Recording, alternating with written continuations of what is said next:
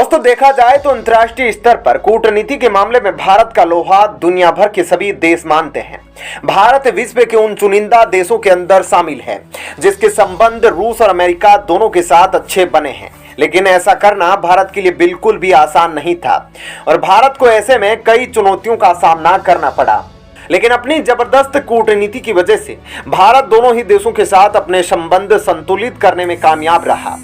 हालांकि भारत के लिए सबसे बड़ी चुनौती तब रही जब रूस ने यूक्रेन पर जबरदस्त हमला किया था और यूक्रेन युद्ध की शुरुआत की थी, जिसके बाद सभी यूरोपीय देश एकजुट होकर रूस के खिलाफ आवाज उठाने लगे और साथ ही इन्हें अमेरिका जैसे बड़े देश का समर्थन भी हासिल था, जिसकी वजह से रूस पर काफी आर्थिक प्रतिबंध लगाए गए और यूक्रेन का साथ देते हुए इन सभी बड़े देशों ने यूक्रेन को बड़े बड़े हथियार सप्लाई किए जिनका इस्तेमाल रूस के खिलाफ युद्ध में किया गया। ऐसे में जहां जमीनी स्तर पर यूक्रेन को करोड़ों डॉलर के हथियार लगातार सप्लाई किए जा रहे थे, वहीं पर दूसरी तरफ यूरोपीय देश और अमेरिका यूक्रेन युद्ध को बार बार हाईलाइट करते हुए मीडिया द्वारा इसे बढ़ावा देने का काम कर रहे थे ताकि दुनिया भर तक ये बात पहुंचे कि रूस ने कैसे कमजोर देश यूक्रेन पर हमला किया,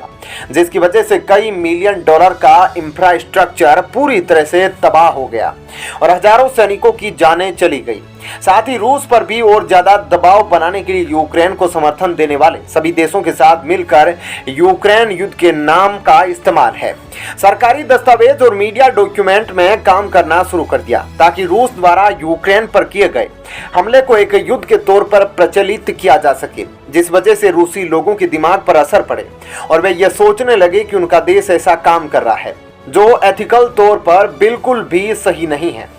और इसका फायदा उठाकर यूरोपीय देश रूस के लोगों का जोश कम कर पाएंगे। लेकिन भारत नहीं चाहता कि इन सभी कामों के लिए भारत द्वारा किसी भी मंच का इस्तेमाल किया जाए, जैसे कि G20। ऐसे में क्या है पूरी खबर, अब आपको इसके बारे में विस्तार से बताते हैं। आपको बता दें कि इस साल G20 फाइनेंस मिनिस्टर की पहली बैठक 24 और 25 फरवरी को बेंगलुरु में हुई थी, जिससे ठीक पहले हो रही एक ग्रुप नेगोशिएशन के दौरान भारत ने सभी देशों को मनाने की कोशिश की कि वह यूक्रेन युद्ध को युद्ध के बजाय आपदा कहकर बुलाए ताकि रूसी डेलीगेशन को इस दौरान कोई परेशानी ना हो। हालांकि भारत अपनी कोशिशों में सफल नहीं हो पाए, लेकिन जब भी यह बात समझ में आती कि कैसे भारत यूक्रेन युद्ध को एक युद्ध कहने में हिचकिचा रहा है और भारत युद्ध की बजाय रूस द्वारा यूक्रेन में हो रहे आक्रमण एक स्पेशल मिलिट्री ऑपरेशन या फिर आपदा के तौर पर देखना ज्यादा पसंद करता है, जिससे भारत के हितों और रूस के साथ भारत के संबंधों को कोई नुकसान ना हो और भारत रूस के साथ अपनी ऊर्जा संबंधों को विकसित कर सके, जो मौजूदा समय में भारतीय अर्थव्यवस्था को मजबूत बनाए रखने में काफी महत्वपूर्ण कड़ी है। वहीं पर यह देखना अपने आप में काफी बड़ी बात है। इससे भारत सभी यूरोपीय देश और अमेरिका के खिलाफ जाकर रूस के साथ अपने डिप्लोमेटिक रिलेशंस को लगातार डेवलप कर रहा है। इसके बावजूद भी यूक्रेन युद्ध को एक साल पूरा हो गया है और हाल ही में भारत में फाइनेंस मिनिस्टर की G20 की पहली बैठक भी हुई है, जो कि कोइंसिडेंटली रूस यूक्रेन युद्ध के एक साल पूरा होने के समय पर ही हुई, क्योंकि 24 फरवरी को ही रूस यूक्रेन युद्ध की शुरुआत हुई थी और G20 की यह मीटिंग 24 और 25 फरवरी 2 दिन तक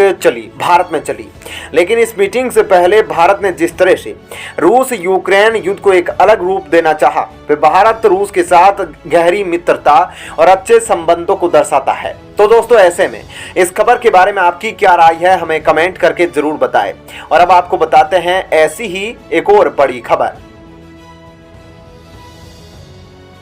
दोस्तों, अब ब्रिटेन समेत सभी यूरोपीय देशों को अपनी गलती का एहसास हो चुका है और इन्हें यह बात अच्छे से समझ आ गई है कि संयुक्त राष्ट्र में अब बदलाव की जरूरत है और अगर वक्त रहते बदलाव नहीं किया गया तो यह संगठन पूरी तरह से निष्क्रिय हो जाएगा। बता दें कि भारत पिछले कई सालों से संयुक्त राष्ट्र में बदलाव की डिमांड कर रहा है और पिछले कुछ महीनों से भारत ने अपनी डिमांड को काफी तेज गति दे दी है। लेकिन क्योंकि भारत को ब्रिटेन और फ्रांस समेत अमेरिका जैसे देशों से सिर्फ बोलने भर का समर्थन मिला, इसलिए भारत कोई भी असली बदलाव नहीं ला सका। लेकिन अब धीरे धीरे इन देशों द्वारा भारत पर अपना विश्वास जताया जा रहा है और इनके द्वारा भारत के समर्थन में बयान दिए जा रहे हैं। ऐसे में ये बयान खास करके पश्चिमी देशों पर काफी ज्यादा असर डालेंगे। तो वहीं दूसरी तरफ जिस तरह से रूस यूक्रेन युद्ध की आग पश्चिमी देशों के दरवाजे पर दस्तक दे रही है, उसी तरह से यूरोपीय देश अपनी पॉलिसी को तेजी से बदलते हुए भारत को अपने पक्ष में करते नए बयान देने शुरू कर चुके हैं, क्योंकि उन्हें भी यह बात अच्छे से पता है कि अगर कोई देश रूस के साथ बातचीत कर सकता है तो वह सिर्फ भारत ही है, वरना बाकी सारे यूरोपीय देशों ने तो रूस के साथ अपनी बातचीत लगभग पूरी तरह से बंद कर दी है। और अमेरिका ने भी प्रतिबंध लगाने के बाद रूस के साथ कोई बातचीत नहीं की, जिसकी वजह से दोनों देशों के बीच के संबंध अब पूरी तरह से खत्म हो चुके हैं। लेकिन अगर हम भारत को देखें तो भारत ने रूस और अमेरिका दोनों के साथ अपने संबंधों को संतुलित कर लिया है, जिसकी वजह से भारत को ना तो ऊर्जा संकट के क्षेत्र में ज्यादा परेशानी का सामना करना पड़ा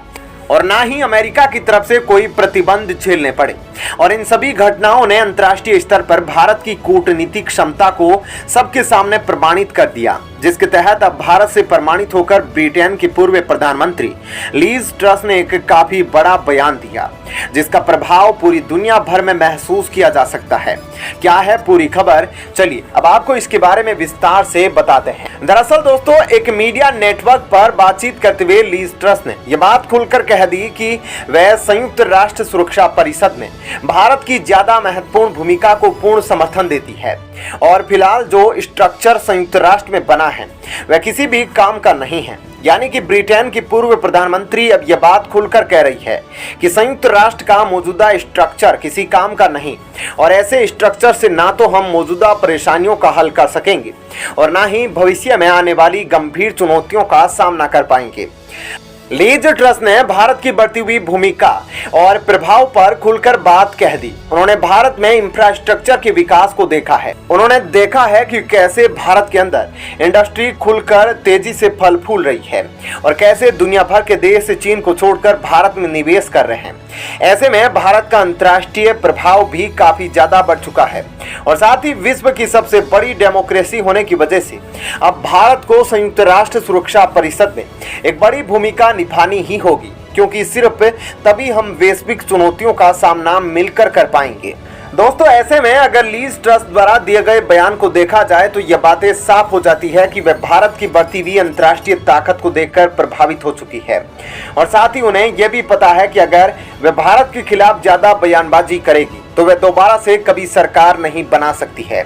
ऐसे में साफ हो जाता है कि आने वाले समय में वर्ल्ड लीडर्स की तरफ से भारत के समर्थन में और भी बयान दिए जाएंगे, जो कि काफी अच्छी बात है। और ऐसे में अब जल्द ही भारत को यूएनएससी में स्थायी सदस्यता मिल सकती है। तो दोस्तों, ऐसे में इस खबर के बारे में आपकी क्या राय है, हमें कमेंट करके जरूर बताएं।